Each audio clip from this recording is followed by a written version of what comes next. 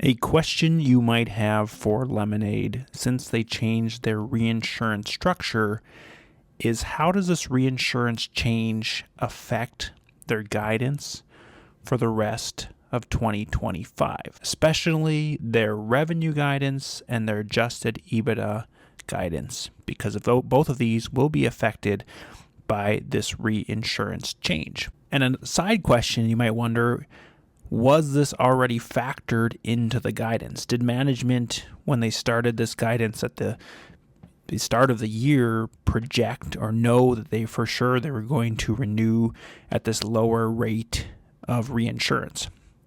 So that's what I'm going to try and answer those questions in this video.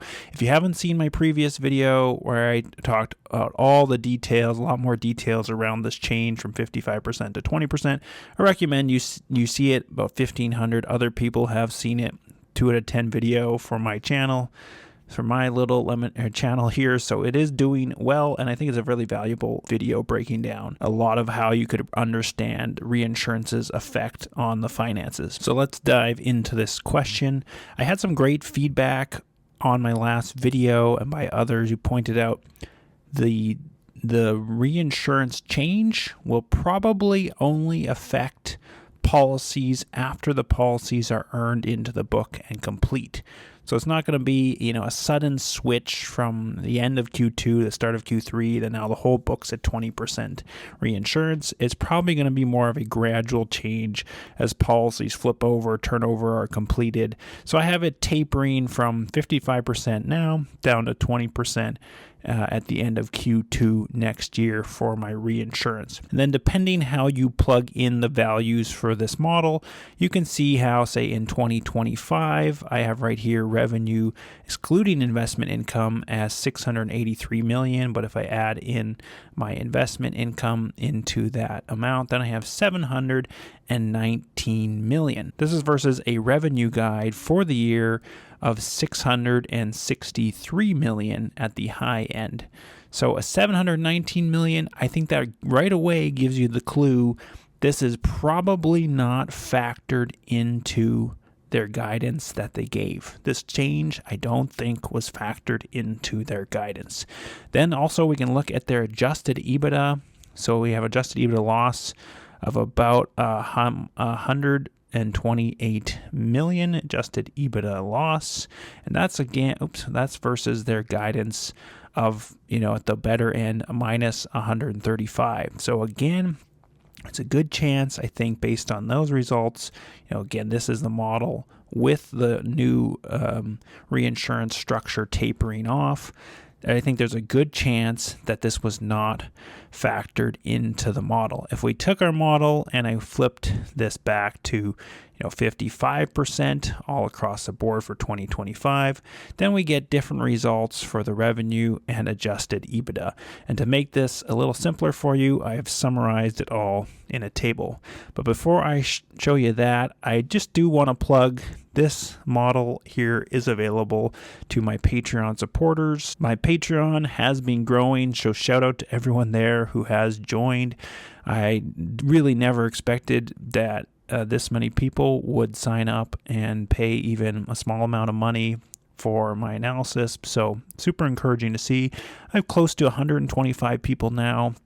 My goal with my Patreon, I'll tell you my goal for this year is to get to 200 supporters. It's not like this is life-changing money, people paying a few dollars a month, but in the long span of time, it would be really, really cool. Maybe my Patreon grows to 200, maybe it eventually grows to 1,000 or 2,000 people, and it can be a tight-knit community of people I can share very detailed analysis to and do further breakdowns, further models on Lemonade, which I can continue to follow, but other companies as well in the future. So I share all that not to convince you, hey, you got to join my Patreon, but to just inform you, hey, that's kind of what I'm hoping I can grow it into over time. That would be pretty cool. And I hope, and I think actually having access to this model that I keep making better and better, it would be valuable then to understand and play with it and sort of see clearly how different factors and changes you can make can affect the finances. Okay, on to my summary table here. So pull up this little note of guidance analysis. So revenue for 2025 full year, the guidance was $663 million at the better end.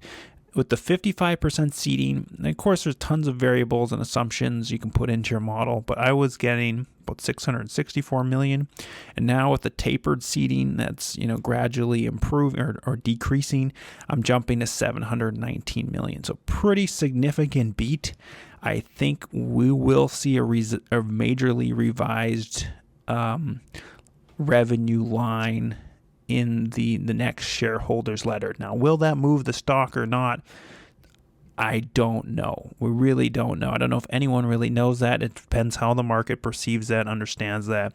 As I said in the last video I did, we talked about reinsurance. I don't really think revenue is a great metric for Lemonade, simply because if you're using reinsurance, if you're using a lot of reinsurance, it makes your revenue look really bad, even though your bottom line finances might not change as dramatically.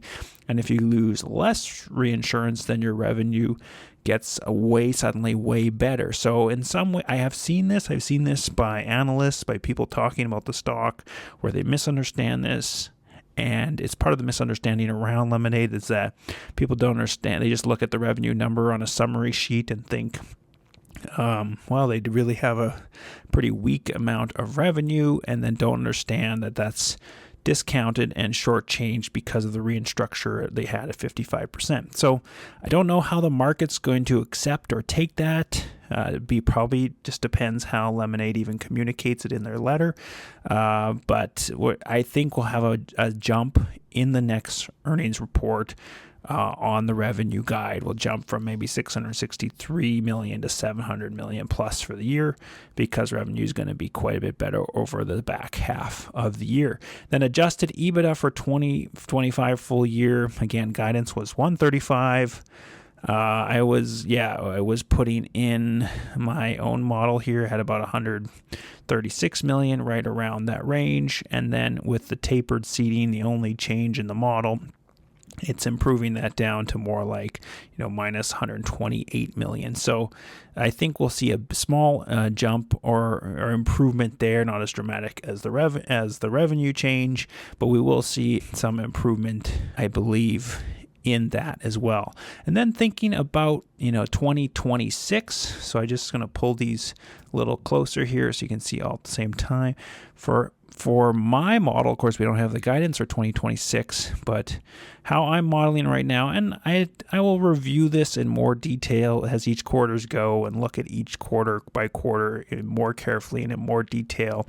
But you can see your revenue at a 20% seating, for most of the year at least. I'm just going to flip that back to what we had. But so your reinsurance from 29%, and then it gets to 20%, and you have 20% for the balance of the year.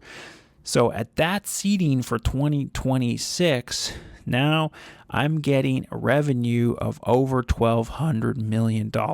This is from, where they're guiding right now of only $663 million, nearly a doubling of revenue from one year to the next, from at least what they were guiding right now. What they'll actually probably do this year, maybe it's more like 700, if I had to guess, and maybe they walk away with 1,200. So 1,200 by 7 or 19, it's like a 67% year-over-year growth in revenue, just simply because, well, they're growing the top line, of course, a significant amount, but also because of this change in reinsurance. So pretty significant number. And again, maybe the market's going to react really positively to that. when we get the 2026 guidance, but we'll see. That's a ways away yet. And then also adjusted EBITDA for 2025 a full year, I have minus 6.9. So nearly break even for the full year 2025 versus what they're doing. Maybe 125, negative 125, negative 130 million in 2025 to, sorry, that should say 2026. My apologies. Change that right there.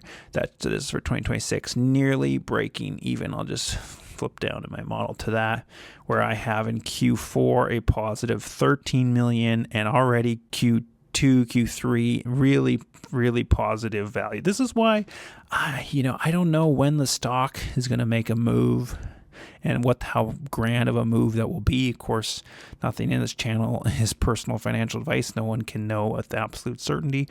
But I do feel like, at some point in the next 2026, 2027, the finances are, the expression I'm using is that the finances are going to start hitting people in the face.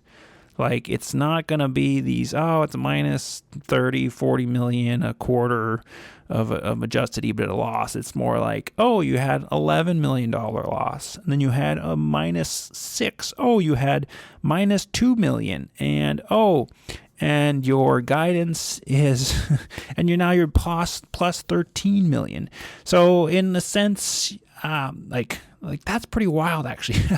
I'm just kind of actually grasping this right now as I share this. Like, if you think about it, this number could really hit people in the face. So when will we won't get the full Q4 results, whatever will come out, and then, in the first, I think it can usually, I'm forgetting offhand, but I think it's usually around February when they do the Q4 results in the next year. So maybe around February when those results come out of 2026 and they give the full year guidance for 2026 and the market says, oh my goodness, they're not losing minus, 120, 130 million of adjusted EBITDA anymore. They're nearly break even this year. That could be a very, very positive kind of inflection point as when the numbers really hit people in the face. Like, it's so obvious then where the story is headed. So I don't think the story is obvious enough to enough people right now because people misunderstand a lot of things about this company.